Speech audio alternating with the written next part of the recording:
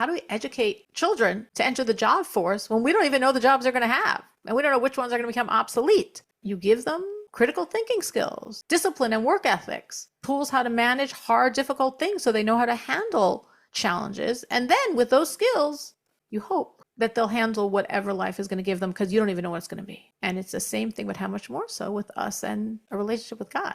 We don't know exactly their challenges, but we know our children are going to be challenged. So the more we can give very, very, very strong roots, the more they hopefully will make good choices. So looking at it on the side of the practical, it's considered like honestly a serious transgression for a woman to dress modestly, also for a man, but we're women, so we're talking about women. There's many sources for this. Igros Maisha, Tzemel Tzedek says the immodest clothing violates not to put a stumbling block in front of a blind person, meaning if we ignore the laws, then we're causing men to violate their laws. So they're the blind that we're putting the stumbling block in front of, forbidding them to, view parts of a body that should be covered. Violates another biblical concept of you shall guard yourself from anything evil. And it actually says, now again, this is not only clothing and this is not only women. We're women, and a lot of times modesty seems focused on clothing, which is definitely a critical part, but there's a lot of parts.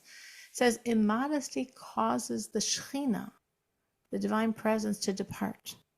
Like it says, if you remember, the opening source for modesty is with the soldiers having a shovel so they can bury their excrement. And it says, why? Because God should not see among you a shameful thing and turn away from behind you.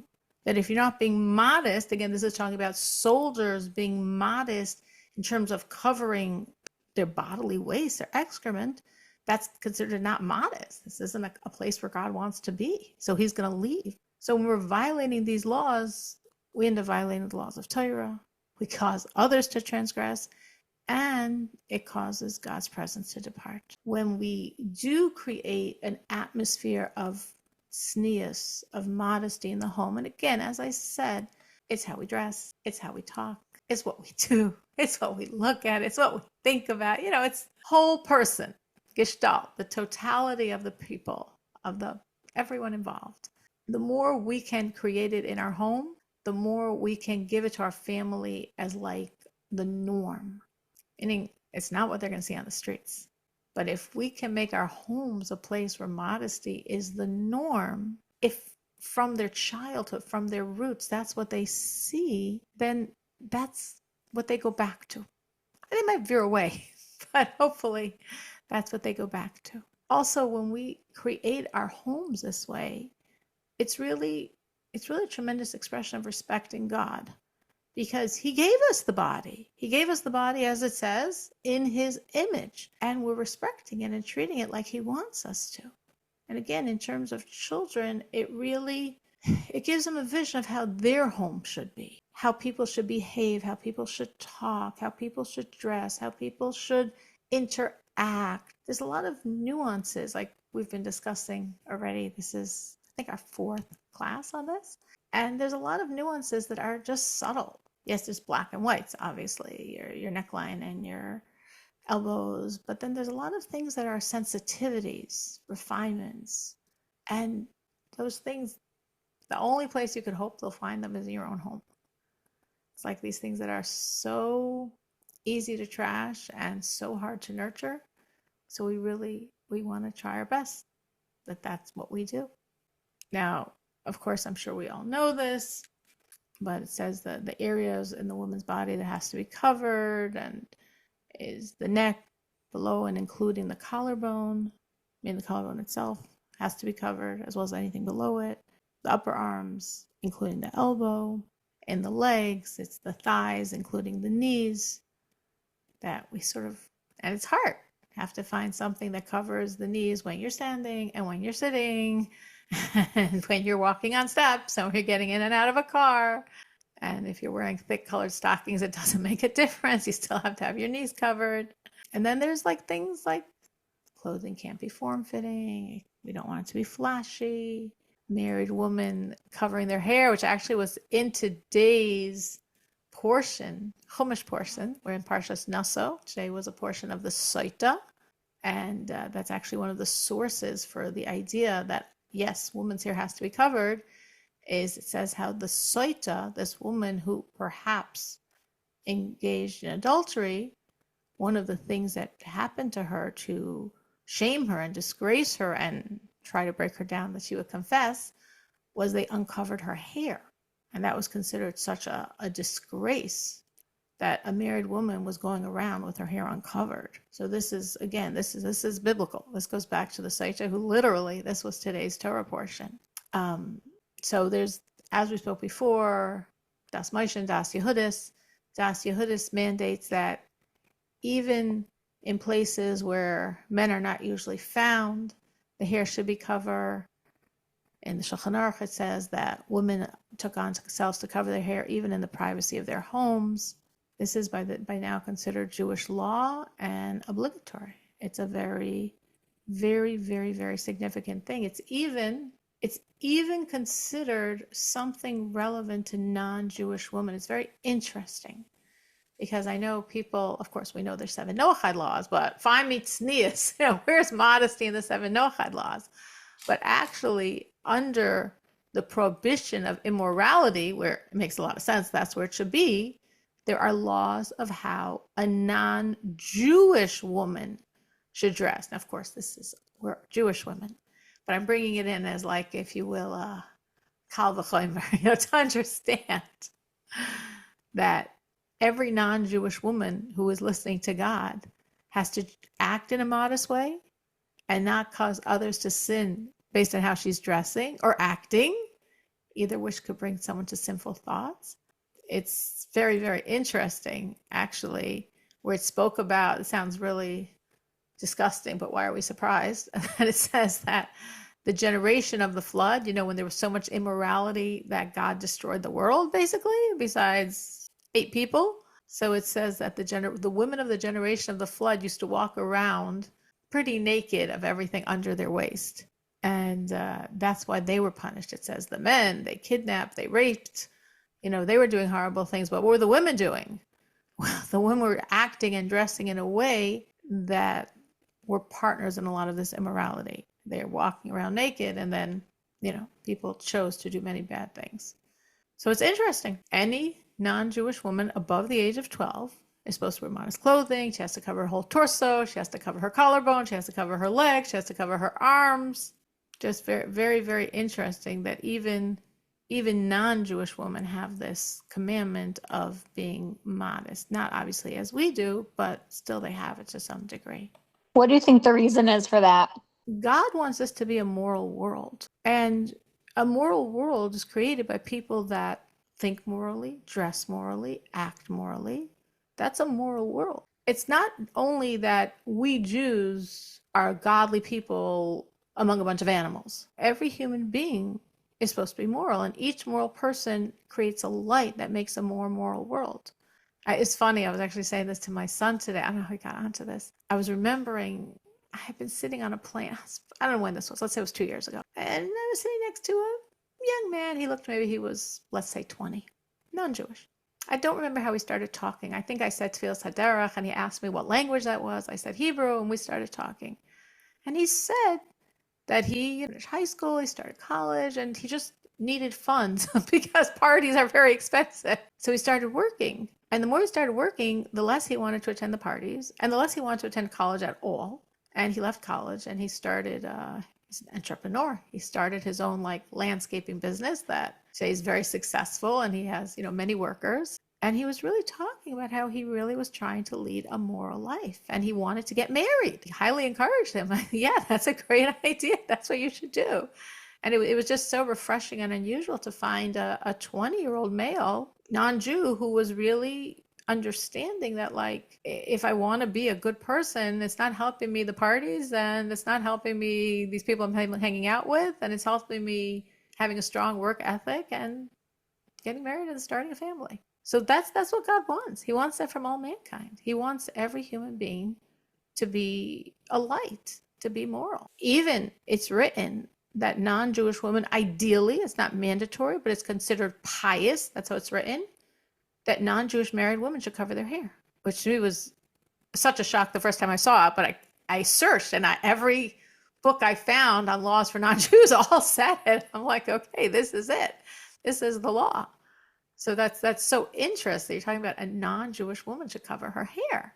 Saying, yes, this is how God is saying a woman should dress. And we go back to the original concept that to me was so strong, which is that when Chava was created, Chava, Aim Kol Chai, of course, Jewish, but Aim Kol Chai, the mother of all life, says with every limb that God created her body with, he said, be modest, be modest, be modest. That, when I was teaching that a few weeks ago, it made such an impression on me. I'm like, this is how God is creating me?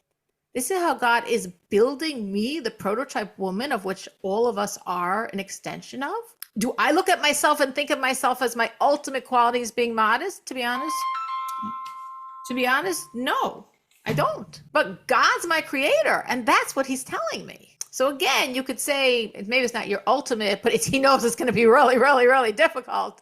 So he's implanting it in you because he has to give you a lot of strength to overcome your desires in the other direction. But this is what he's saying. Miriam? I get everything. I do it all. But I know, we've discussed that. You're lucky. You have it innately. no. But what is it about the hair though? Like, I don't understand that. Like, it's not written in black and white. It's just kind of gray area where you read about with Isha Sota, but that's about it. Like, I don't know. Maybe she was having a bad hair day and she was embarrassed with her hair, or is it even like people who are bald? It's not just necessarily the hair. Like, I don't know. I don't get it. I don't think it's gray. I don't know that it's gray. I mean, I don't know, and I'm not a rabbi. So I know the sources I've read inside, it's very black and white. I think what I was saying was it did evolve over time. Originally, the original injunction, like what was viewed as biblical, it says sar be'isha erva. The hair of a woman is something that has to be covered, like shok be'isha erva, like kol be'isha erva. All these things that are considered what's erva has to be covered. So the progression was that originally hair had to be covered in public places. And then over time, women took upon themselves, which is what we call, as I said, it's very, very interesting. Modesty is the only area of halacha that I know, and I'm not a rabbi, but I think it's the only area of halacha, of Jewish law, that God is trusting the voice of the Jewish woman to give input into it. Very interesting, which again, he trusts our innate modesty. He created us. He knows we do have this modesty. It's called Das Yehudis, and Das Yehudis has the power of law. So at a certain point, I don't know who's the one you want to blame or credit, but Das Yehudis accepted, the women accepted that even in what's called semi-public places where men would not normally be found, whatever that meant in those days, they were covering their hair. And then in later generations, by the time the Shulchan Aruch is written, women are also covering their hair in their homes, in the privacy of their homes. So I don't know. I don't know if it's gray, because I'm saying I didn't see anything that said gray, but maybe there are sources that dispute this and give it gray. What I always feel, and again, I could be totally wrong and I'm open to anyone's voice, is that the more important something is, the more we're challenged. And we're saying how important modesty is, and that's why God said with every limb, be modest, be modest, be modest, be modest.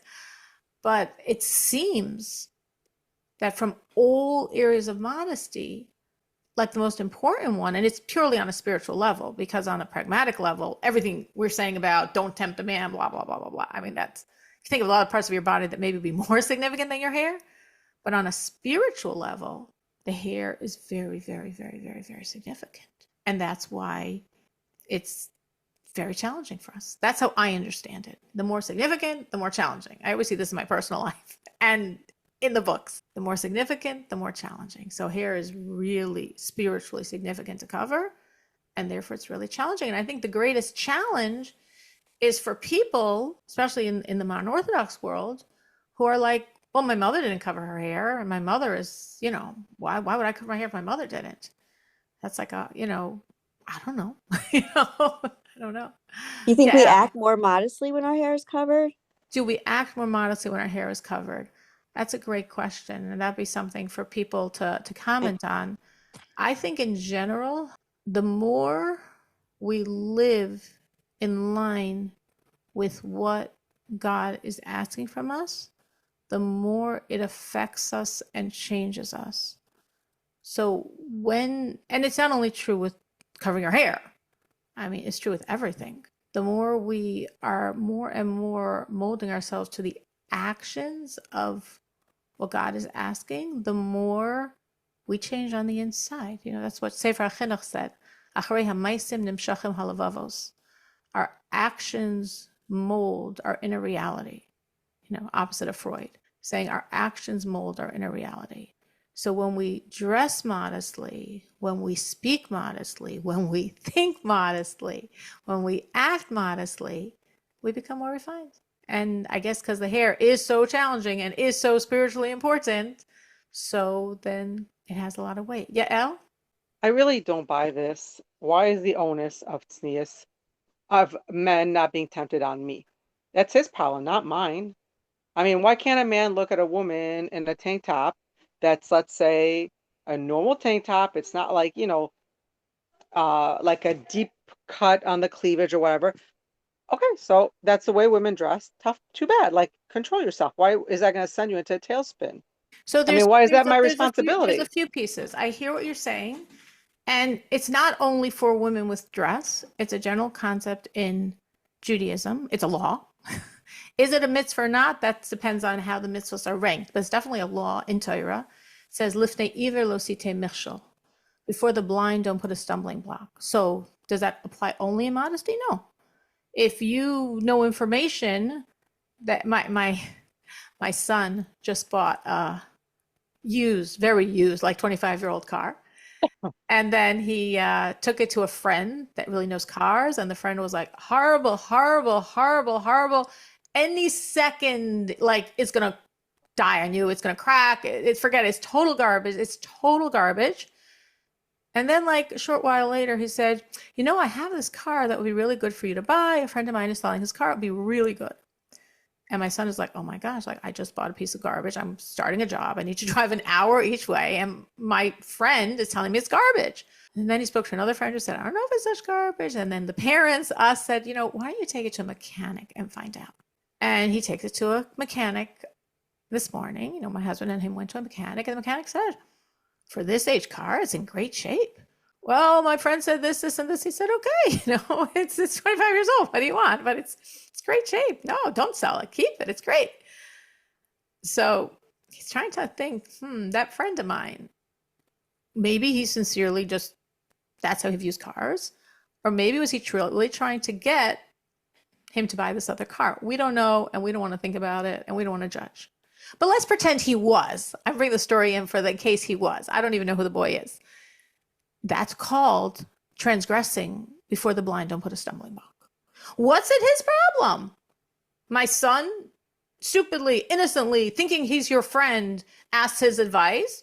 Why can't he highlight all the problems in dramatic colors and offer him something else to sell? Because that's called putting a stumbling block before the blind, and that's forbidden. So there's many areas. I'm thinking of that one because it's fresh. It was today's story in my family. But there is this concept of responsibility for each other. That's the Jewish people. We're one body.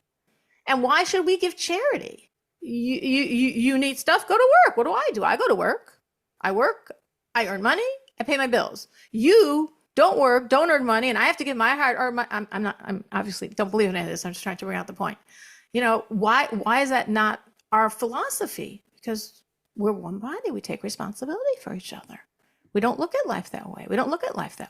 So the same way you would never look at life that way and think, oh, I shouldn't give charity. What are they waiting for my handouts? Well, they have high tuitions and many children, so they shouldn't have so many children. You wouldn't look at life that way. You'd say, no, we all are responsible for each other. We all have to help each other. You wouldn't look at life that way, that like, if someone asks your advice, yes, you have an obligation to say what's best for them, not what's best for you. So it's the exact same prohibition.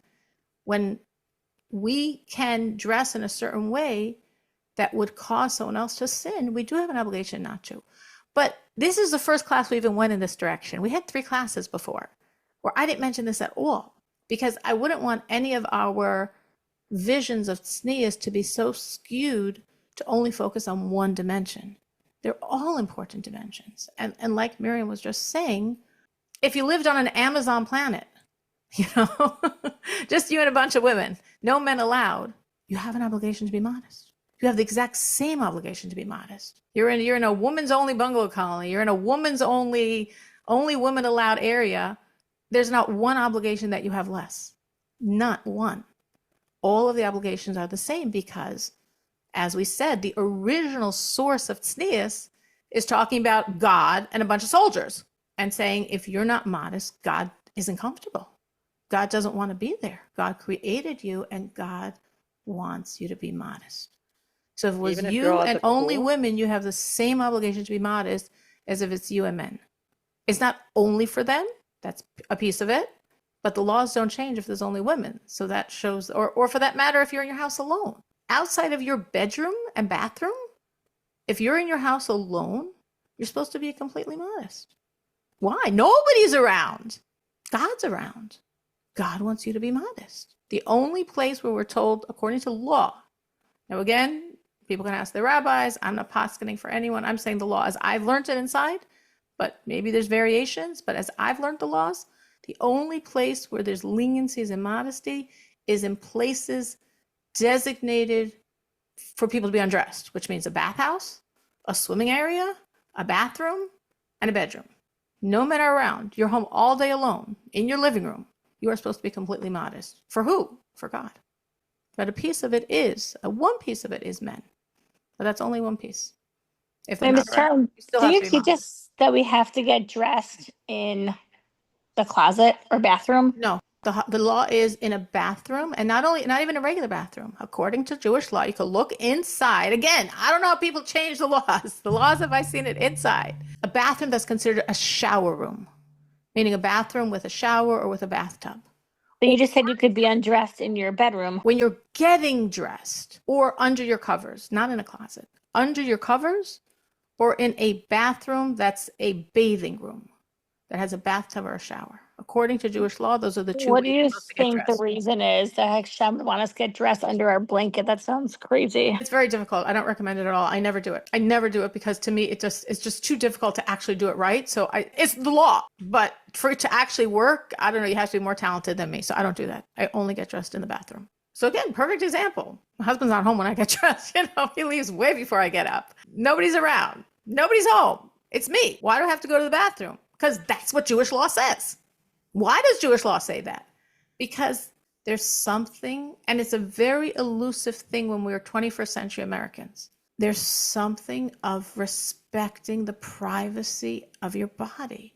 There's something of looking at your body as something that's not supposed to be exposed, even though nobody's around. It's not, again, yes, there's a people component, but I wasn't for 3 weeks not talking about that angle because I was trying to hide it. It's because it's only one slice. There's a whole piece that has nothing to do with that. By the way, that obligation is on men the same as on women. Men are also only allowed to get dressed in a bathroom, which is for bathing or under their covers. There's a certain dignity. There's a certain refinement. We're trying to nurture something. We're trying to nurture something that our society is the antithesis of, which is maybe why it's hard for us to really even get it. But because we of course we're not like our society. Of course we know our society is crazy, but maybe our society is an example. Like here, I'm talking about the generation of the flood, where it says literally women walked around naked from the waist down. I mean, that sounds gross and horrible, and oh my gosh. So what would we talk about our generation? Transgender, just like the Egyptians, literally. Maimonides, Rambam was just talking about this in law, about the Egyptian culture. The men marry the men and the women marry the women. And, the men has a bunch of wives or the women have a bunch of husbands. I'm like, oh, welcome to America. This is the ancient Egyptians. It was also the Romans. It's also people today. This is how God made us. So God knows our base nature. And then God knows that we can transcend our base nature. And we transcend our base nature with modesty. Also with a lot of Torah, but also with modesty. I don't know, like I could say for myself, and I'm, everybody's different. I could say for myself, without the laws of Torah, I don't think I would be a very modest person. I don't think so. We've discussed this, Miriam. We had a great class where Miriam was sharing, you know, her natural sensitivity and modesty. I was like, that's beautiful. I don't think I have it, but I hope I've acquired it somewhat through a lot of years of trying to follow the laws, because that's what's supposed to happen. As we follow the laws change our nature, and they make us more sensitive, and they make us more refined, and they make us more nuanced in terms of, this feels right, this doesn't feel right. It's not only about how we dress. Of course, it is how we dress, but it's many, many other things of, does this feel right? Does this feel wrong? Is this, words that are awkward to us, dignified, regal, noble. I'm not dignified, regal, or noble. I'm an American. God wants us to be dignified, regal, and noble. Am I so much? I don't know. But I'm definitely more because of trying to follow the laws, because as you follow the laws, it changes you. Is this for only bar bat mitzvah age? In terms of legalistic or in terms of sensitivity? In terms of No, legalistic. like getting dressed, I guess, in a bathroom. So legally, almost everything is only applicable by bar bas mitzvah. In terms of sensitivity, it's like hard for kids. Like let's move it away from getting dressed in a bathroom. Let's talk about davening. No, even just have it like a 9-year-old boy. Like, you can't hug your 9-year-old nephew. Right, that's a Well, law. a 3-year-old girl can't sit on a man's lap. True. So are 3-year-old. those things a 3-year-old girl, right? Mm-hmm. 3-year-old. Yeah. So can you dress your 3-year-old in their bedroom, or that should be done in a bathroom? You could dress your 3-year-old in the bedroom, but at a certain point, you should feel they're of age to appreciate that they should be modest, and that's when I would tell them to go in the bathroom. So you could dress your 3-year-old in the bedroom, and you could dress, if you were dressing your 9-year-old in the bedroom, but there's a certain point where it's like, this is how we're supposed to treat our bodies. So if we don't teach that to our children, and suddenly they're 12 or 13 and we're expecting it, it's like, what? Why would I do it now? If you never ask your children to make brachos, if you never ask your kids to daven, if you never, asked your children to do many things, it's not like a light switch goes on when they're 12 or 13. That's the whole idea of chinuch. Chinuch is, we want to immerse the children in something, so when they're at the age of 12 or 13, it's natural to them. It's not suddenly this foreign, weird thing we're imposing on teenagers. I mean, nowadays teenagers are probably from age 9, but we're suddenly imposing on teenagers. And obviously, of course, we all know we could do everything right. We could do everything perfect. We could do everything beyond perfect. Our children are going to make their own choices. But the hope is that if you give them strong enough roots, they'll know those are roots and they'll come back to them. It's a hard world. There's so many things that I feel like honesty. It's such a hard world to be honest in. But the more we emphasize honesty, the more our children have the hope, not their hope, our hope, that when they encounter all the dishonesty of the world, their values will still be strong. It's a lot of hard choices our kids have to make. It's a very hard world.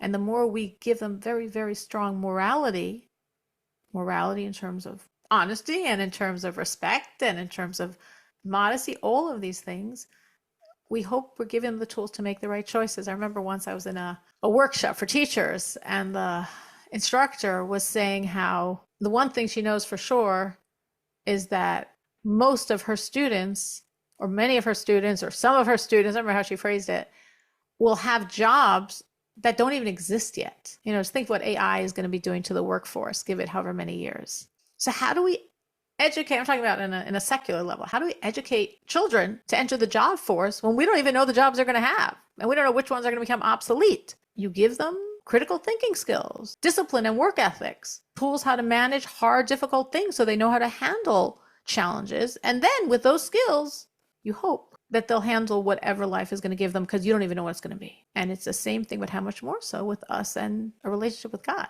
We don't know exactly their challenges, but we know our children are going to be challenged. So the more we can give very, very, very strong roots, the more they hopefully will make good choices. Has anyone else seen, like besides me, that when you follow the laws, it does change you and you do start feeling more sensitive? Now, I'm open if everybody says no. I'm just curious. Dina, I didn't even know you were on. Dina, is that a yes? Yeah, I think like very slowly over time, I'll wake up. Like I remember davening in the morning used to be hard for me. And I just sort of did it to honestly check a box. And like over time, I started really appreciating it. And I just kind of like woke up one morning and was like if for whatever reason I was running late or I forgot or something, I like really missed it and I felt it. And I was like, oh wow, I really missed that connection. And it was just such a like moment of clarity how it like changed me from just habits and behavior. That's beautiful. And that does happen just by davening when you don't feel a thing, and davening when you don't feel a thing, and davening when you don't feel a thing. And then yeah, that's beautiful. That's beautiful. That's what's supposed to happen. And obviously, there's some things that are more natural to us, and there's some things we fight more. And definitely in terms of tzniut, modesty, is definitely something that's, part of our psyche is it's difficult. God didn't have to say, be modest on every one of our limbs as a waist. There's a reason he said it, and there's a reason he wants it. And there's a reason there's a value to it. I think when we take the word modest, we have to make that work within our vision of ourselves as active, vibrant, strong, intellectual, knowledgeable, powerful women. Because I think like sometimes we think, oh, modest, she's home in the house and, I don't know what she's doing, but well, there's a lot of two in the house, but, she's home in the house. And no, you could be modest and be out there, but you have to be out there in a modest way. I think that's what I came to feeling. But again, understanding is very nuanced. And as I've shared, when I have company and my husband's not talking to a man, well, nobody's talking to him, so I should talk to him, but that doesn't feel very appropriate. But then no one's talking to him and someone has to talk to him. So what do I do? So I sort of learned to sick my kids on him, but it's a juggling act sometimes to say, how do I balance being the Jew that God wants me to be in the 21st century? Like, how do I balance being that woman with that strong but woman's voice and being completely modest? And how to make a synergy of both of those. But God wants this and God wants this, so they work together. Well, maybe this is going to sound a little bit nutty, but I mean, I'm all for it. But do you think we do it for men because they can't control themselves? If you put a half naked woman in front of a man and you put a modest dressed woman in front of a man, I mean, who do you think is going to start staring down? Absolutely. Let's be real here. Absolutely. Absolutely. But again, like you could say, but I'm not going to be half naked. I mean, I don't think if God didn't give me laws, I would walk around half naked. I don't think that was my desire ever. But you said maybe you not half naked, but you wouldn't. You said you're happy you have the Torah to give you all these laws. Right. And also the truth is, who am I to know? Like, to me, it sounds laughable, but it's really not laughable because that's what we're told was the generation of the flood. They were literally half naked. Like, literally, they walked around from their waist down naked. I mean, like, what were they trying to show? What were they trying to do? And then the men were animals. Well, that's right. The men are wrong and the women are wrong. They're both wrong. But so it seemed like it was a whole world of people that behave that way. Like, yeah, it really was. So, or like, if you look at the people are getting the Emmy Awards or those types of gala events, I mean, they're in competition sometimes. So you're right. Yeah, they do it to get attention from men. Why else are they doing this? So another woman can say, ooh, look how, half naked she looks. No woman's going to say that. Right. Dina?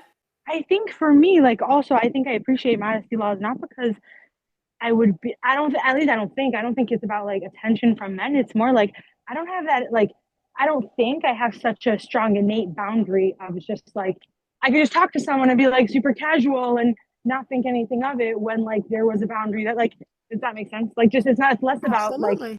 Absolutely. Yeah. That's what I keep saying. It's not only in dress. It's not only about men and it's not only in dress, but it's interesting because Lubavitcher Rebbe very, very, very many times when he speaks about modesty, he expresses it as that a woman should have the self-respect to know she's not just a body.